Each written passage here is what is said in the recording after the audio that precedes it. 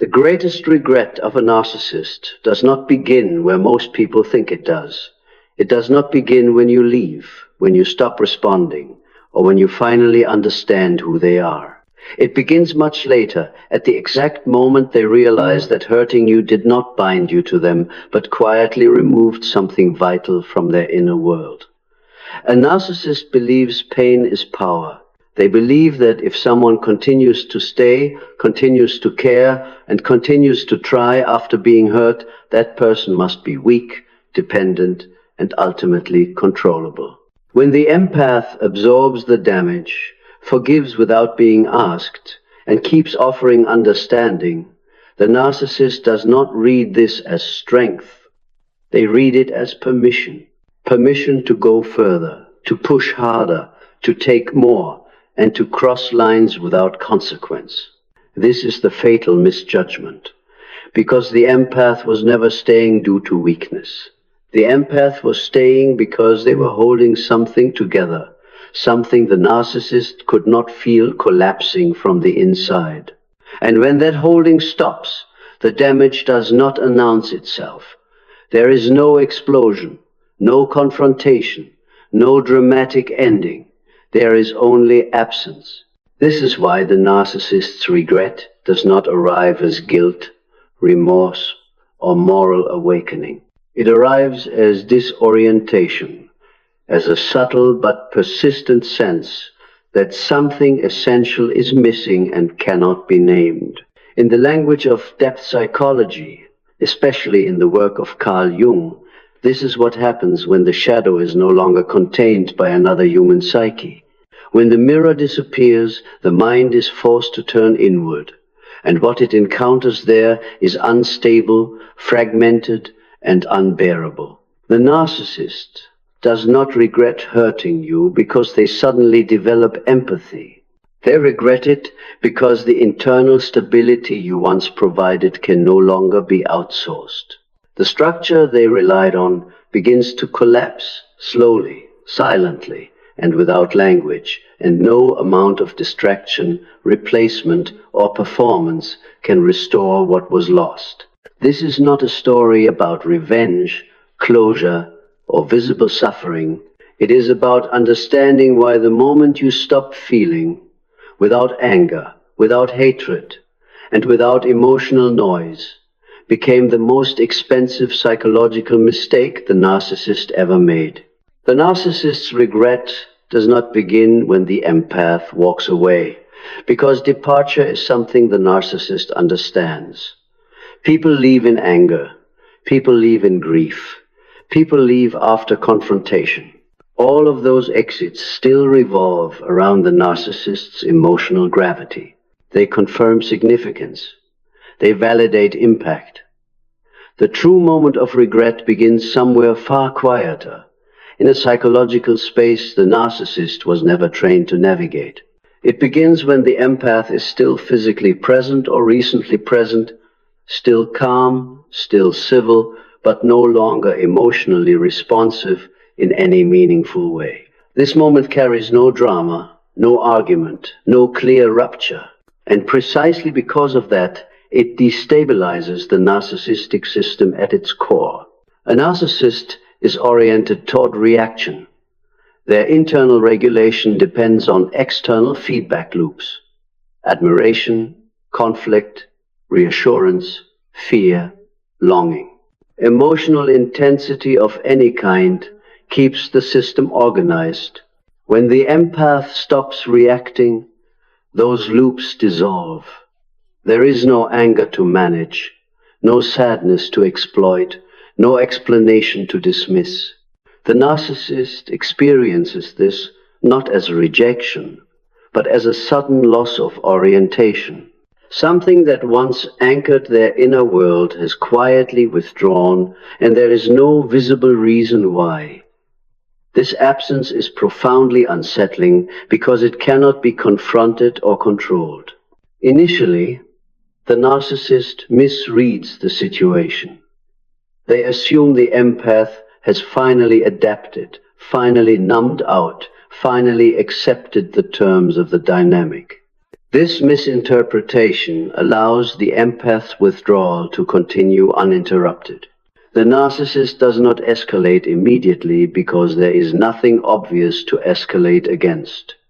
There is no resistance to break, no pain to provoke, no emotional leverage to extract. What the narcissist does not realize is that what appears to be compliance is actually detachment at the deepest psychological level. As this detachment stabilizes, subtle symptoms begin to emerge inside the narcissist. Their sense of internal continuity weakens. They become restless without knowing why. Their moods fluctuate independently of external events. Control behaviors increase, not because of rage, but because of unease. The empath begins to occupy their thoughts not as an object of desire or resentment, but as an unresolved question. Something essential has changed, yet nothing concrete has been taken away. This contradiction generates a form of anxiety that has no narrative and no outlet. This is the point at which regret is born, though it is not recognized as regret. There is no self-blame, no acknowledgement of harm, no moral reckoning. What forms instead is a persistent internal disturbance. The narcissist feels destabilized without understanding the source. They may attribute this discomfort to boredom, stress, or dissatisfaction with others, but none of these explanations resolve the underlying tension. The problem is not situational, it is structural. From the perspective of depth psychology, particularly the work of Carl Jung, this moment marks a critical shift. When an individual unconsciously relies on another person to contain disowned emotional material, the removal of that container forces those elements back into the psyche. The empath had served this function silently, by remaining emotionally present without retaliation, without collapse, and without projection. They absorbed aspects of the narcissist's shadow that could not be consciously integrated. This was never acknowledged, but it was relied upon. When the empath stops performing this role, the narcissist does not feel loss in the relational sense. They feel exposure. Exposure is experienced as fragmentation. Thoughts lose coherence. Emotions surface without context. The narcissist may feel suddenly vulnerable, but without vulnerability leading to insight. Instead, it leads to defensive motion. They seek stimulation. They seek replacement. They seek intensity elsewhere. Yet nothing produces the same stabilizing effect because the function that was lost was not interchangeable. It was not affection, attention, or admiration. It was psychic containment. As this realization remains unconscious, regret takes on its most corrosive form. It becomes chronic rather than acute. The narcissist senses that something was damaged through their own actions, but cannot articulate what it was or how it happened. This produces a looping internal state, searching without clarity, acting without resolution, repeating patterns without relief. The empath becomes symbolically central in this loop, not as a person to be reunited with, but as the last point at which the narcissist felt internally coherent. What makes this regret irreversible is timing.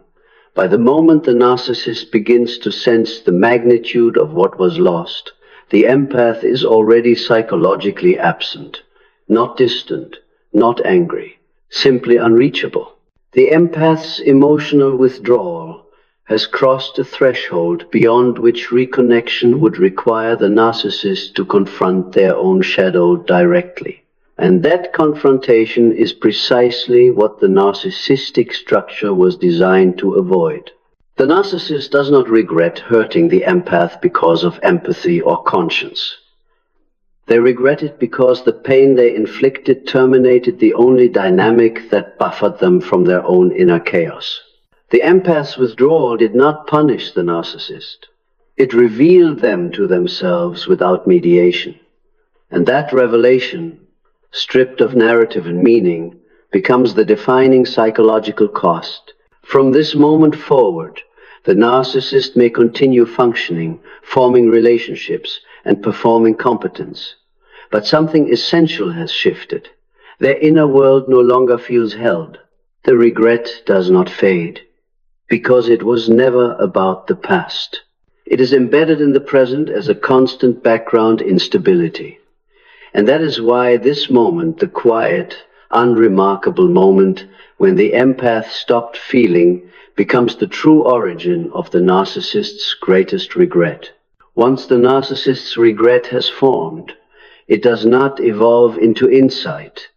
It does not mature into accountability, and it does not soften into empathy. Instead, it hardens into a psychological condition, one that follows them forward, shaping their behavior without ever transforming it. This is because the regret was never moral in nature. It was structural. And structures do not heal through remorse. At this stage, the narcissist begins to behave in ways that appear contradictory. They may speak nostalgically about the empath, recalling moments of closeness with an almost reverent tone. They may idealize the past, selectively rewriting history to portray the empath as the one who understood them. At the same time, they remain incapable of genuine repair. Apologies, if they appear at all, are hollow, indirect, or strategic. What they seek is not forgiveness, but relief from the internal pressure that has begun to build. This is where many people misinterpret what they are seeing. From the outside, the narcissist's behavior can resemble regret. They look back. They reach out. They seem unsettled. But what drives these actions is not awareness of harm. It is the need to restore internal regulation. The empath is remembered not as a person who was loved, but as a psychological environment that no longer exists. According to the depth psychology framework articulated by Carl Jung, when the shadow is not consciously integrated, it does not disappear. It seeks expression through compulsion. In the narcissist's case, the empath once served as an unconscious container for these disowned elements. With that container gone, the shadow presses inward, demanding resolution without offering language. The narcissist feels driven, agitated, and unsettled, but cannot locate the source of the disturbance within themselves. This is why the regret never leads to growth. Growth would require the narcissist to tolerate self-examination without external stabilization. It would require them to sit with shame, limitation, and vulnerability without deflecting or projecting. But the narcissistic structure is organized precisely to prevent this. Instead of integration, the narcissist resorts to repetition. They replay dynamics with new people, hoping to recreate the same sense of internal coherence they once had with the empath. These repetitions always fail, and the failure deepens the regret. New relationships may provide stimulation, admiration, or novelty, but they do not recreate the specific psychic function the empath provided. Over time, the narcissist becomes increasingly aware that something unique was lost, yet remains unable to articulate what that something was. This gap between felt loss and conceptual understanding becomes a source of quiet torment. The regret therefore becomes cyclical. It resurfaces during moments of stillness, when distractions fade and the inner instability becomes harder to ignore. It appears as restlessness, irritability, or an undefined dissatisfaction with life. The narcissist may blame circumstances, partners, or external stressors, but none of these explanations resolve the underlying tension. The regret persists because it is attached to an absence that cannot be filled. Crucially, this form of regret does not motivate reconciliation in any meaningful sense. Even if the narcissist attempts to reconnect with the empath, the motivation is restorative rather than relational. They seek to re-establish the old function, not to acknowledge the harm that destroyed it. And because the empath's withdrawal was psychological rather than situational, this restoration is impossible. The empath is no longer available as a container, even if contact were to resume. As time passes, the narcissist's regret settles into the background of their personality. It becomes part of their baseline experience, an unspoken sense of loss that informs their behavior without ever being confronted. They may become more controlling, more performative, or more emotionally detached, all in an effort to compensate for the internal instability that now defines them. The regret does not fade, it fossilizes. What makes this regret particularly corrosive is that it offers no redemption arc. There is no moment of clarity in which the narcissist recognizes their role and changes course. There is no cathartic breakdown followed by healing. Instead, the narcissist continues forward with a diminished capacity for genuine connection, haunted not by what they did, but by what they lost access to through their own actions. In this sense, the regret becomes self-perpetuating. The very defenses that created the loss now prevent its resolution. The narcissist cannot return to the moment before the empath's withdrawal, because doing so would require dismantling the structure that made the withdrawal inevitable. And so the regret remains silent, unresolved, and woven into the fabric of their psychological life. This is the final cruelty of the dynamic. The empath does not need to witness the regret. They do not need acknowledgement, apology, or validation. The consequence has already occurred at a level beyond visibility. The narcissist's greatest regret is not that they hurt someone who loved them. It is that by doing so, they eliminated the one relationship that shielded them from themselves, and that loss can never be undone. The narcissist's regret cannot be repaired because it was never caused by a single event. It was caused by the collapse of a function. And once a psychological function is lost at the structural level, it cannot be restored through effort, apology, or substitution. What broke was not the relationship. What broke was the internal mechanism that allowed the narcissist to remain coherent without facing themselves. The empath was not interchangeable.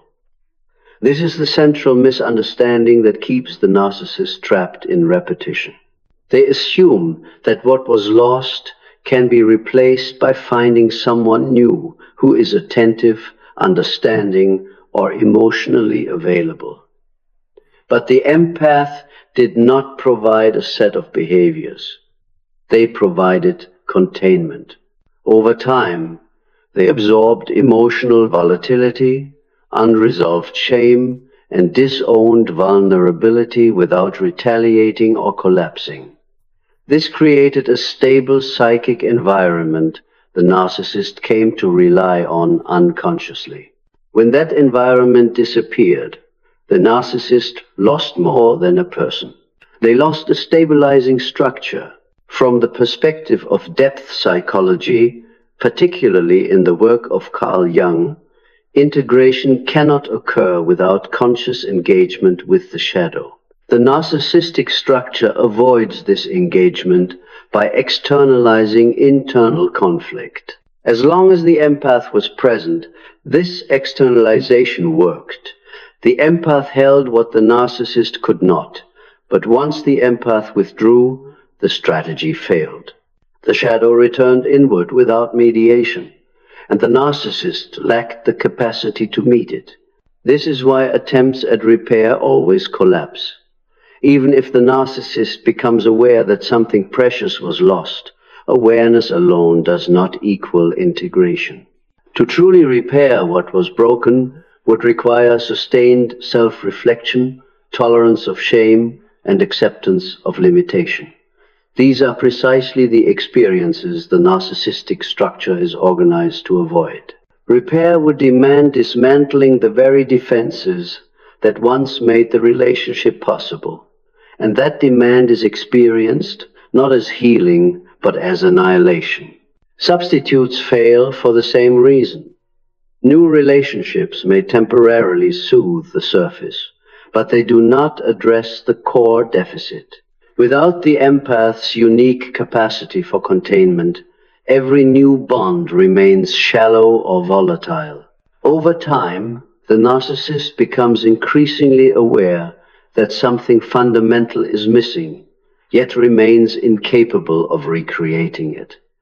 This awareness sharpens the regret without offering a path forward. The irreversibility of the regret is also shaped by timing. By the time the narcissist recognizes the depth of the loss, the empath has already reorganized their inner world. Emotional withdrawal is not a pause, it is a reconfiguration. The empath no longer occupies the psychological position required to resume the old function. Even if contact were re-established, the dynamic that once existed cannot be revived. The structure that supported it no longer exists on either side. What remains, then, is a form of regret that cannot be acted upon. It cannot be resolved through reconciliation, because reconciliation would require a version of the empath that no longer exists. It cannot be resolved through self-improvement, because genuine improvement would require confronting the shadow directly. And it cannot be resolved through denial, because the internal instability persists regardless of external success. The narcissist may continue to function socially, professionally, and romantically. From the outside, life appears intact, but internally, the loss has created a permanent deficit. The sense of being held, mirrored, and emotionally regulated without exposure is gone. This absence becomes the background condition of their inner life. It informs decisions, relationships, and behaviors without ever being acknowledged. This is why the regret does not fade with time. It is not tied to memory or nostalgia. It is embedded in the present as a continuous lack of coherence. The narcissist is haunted not by what they did, but by what they can no longer access. And because that access depended on a structure they themselves destroyed, the regret becomes a closed system. In the end, the narcissist's greatest regret cannot be fixed, because fixing it would require becoming someone they are structurally unable to be. The loss stands as a silent consequence, not meant to teach, punish, or redeem, but to persist. And it is this persistence, quiet, unacknowledged, and irreversible, that defines the true cost of hurting the empath. The final loss the narcissist suffers is not the empath themselves. It is the loss of a psychological position that can never be occupied again. The empath was not simply someone who loved, tolerated, or understood. They were the only relational space in which the narcissist could exist without constant self-fragmentation. When that space collapses, it does not reopen. It cannot be recreated through effort, charm, or time. It is gone because the conditions that allowed it to exist have been destroyed. What the narcissist loses forever is the experience of being seen without being exposed. The empath held complexity without weaponizing it. They recognized contradiction without demanding confession. They allowed the narcissist to feel momentarily whole without requiring integration. This was never conscious on either side, but it was essential. Once it ends, the narcissist can no longer inhabit that state again. Every future connection demands performance, control, or concealment. There is no longer a place to rest psychologically. This loss is irreversible because it is not relational. It is existential. The empath's withdrawal removes the last buffer between the narcissist and their own shadow. As described in the work of Carl Jung, the shadow does not vanish when ignored. It accumulates pressure. Without a relational container to hold it, the narcissist must either integrate it or defend against it constantly. Integration is structurally intolerable. Defense becomes permanent. From this point forward, the narcissist's life is organized around avoidance. Avoidance of depth, avoidance of stillness, avoidance of any intimacy that might threaten exposure. Relationships become transactional or theatrical. Emotional exchanges are managed rather than lived. The narcissist may appear functional, charismatic, even successful, but the internal cost is severe. There is no longer a place where the self can loosen without risk. What is lost forever is not love, but grounding. The empath provided a sense of internal gravity, a feeling that the narcissist's inner chaos had somewhere to land. Without that gravity, the narcissist drifts. They move from connection to connection without settling, from role to role without coherence. This drift is not dramatic. It is subtle, persistent, and exhausting. The tragedy is that the narcissist often recognizes this loss only indirectly. They feel emptier after encounters that once energized them. They feel more restless in relationships that appear perfect on the surface. They sense that something essential is missing, but they cannot locate it in the present. And because the loss is not tied to a single memory or event, it cannot be mourned. It becomes a silent absence rather than a conscious grief. This is why no future relationship can replicate what was lost. Even if another empath appears, the conditions are no longer the same. The narcissist's defenses have hardened. Their capacity for unconscious reliance has been compromised. The innocence of the original dynamic is gone. What remains is a closed system, operating on repetition rather than renewal. The final loss, then, is the loss of psychological refuge. The one place where the narcissist did not need to maintain constant vigilance has vanished. And because the narcissist cannot acknowledge the true nature of that refuge without confronting their own dependency and limitation, the loss remains unnamed. It follows them as a background condition, shaping every bond without ever being addressed. In the end, what the narcissist loses forever is the possibility of being held without control. The empath's presence once allowed that illusion.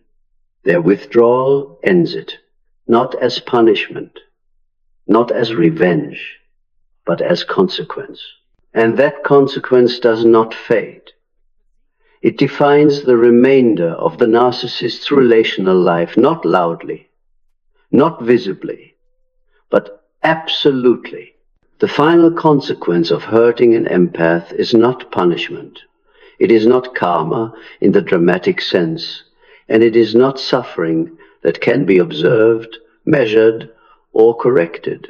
It is a permanent internal condition, a narrowing of psychological possibility that the narcissist carries forward for the rest of their life. What was lost cannot be reclaimed, not because the empath refuses to return, but because the structure that allowed that bond to exist has collapsed. The empath's withdrawal does not teach the narcissist a lesson. Lessons require reflection, and reflection requires a self that can tolerate truth without disintegrating. What occurs instead is something colder and more final. The narcissist continues to live, to function, to relate, but always from behind reinforced defenses. The part of them that once relied silently, unconsciously, on another human psyche to hold what they could not is gone, and with it goes the last opportunity for unguarded connection. From the lens of depth psychology, especially as articulated by Carl Jung, this is the cost of refusing integration. The shadow does not disappear when avoided. It exacts payment in limitation. The narcissist's world becomes smaller, flatter, more controlled. Relationships lose depth. Intimacy becomes risky. Stillness becomes threatening. What remains is motion without rest, performance without grounding, connection without safety. This is why the empath does not need to be vindicated. There is nothing to prove and no score to settle. The consequence has already occurred at the level that matters most. The narcissist's regret is not a story they tell themselves. It is the absence they live inside. It does not scream. It hums. It follows them quietly into every future bond, shaping outcomes without explanation. And the empath's role in this ending is not aggressive, righteous, or strategic. It is simply the act of withdrawing emotional investment. No confrontation was required. No cruelty was necessary. By becoming still, by no longer reacting, by refusing to carry what was never theirs to carry, the empath ended a dynamic that could not survive without their presence. What collapsed did so under its own weight. In the end, the narcissist does not lose you. They lose the only place where they could exist without constant defense. They lose the illusion of being held without accountability. And they lose it forever, not because you took something away, but because you stopped supplying what should never have been asked of you in the first place. That is the final consequence. Silent, irreversible, complete.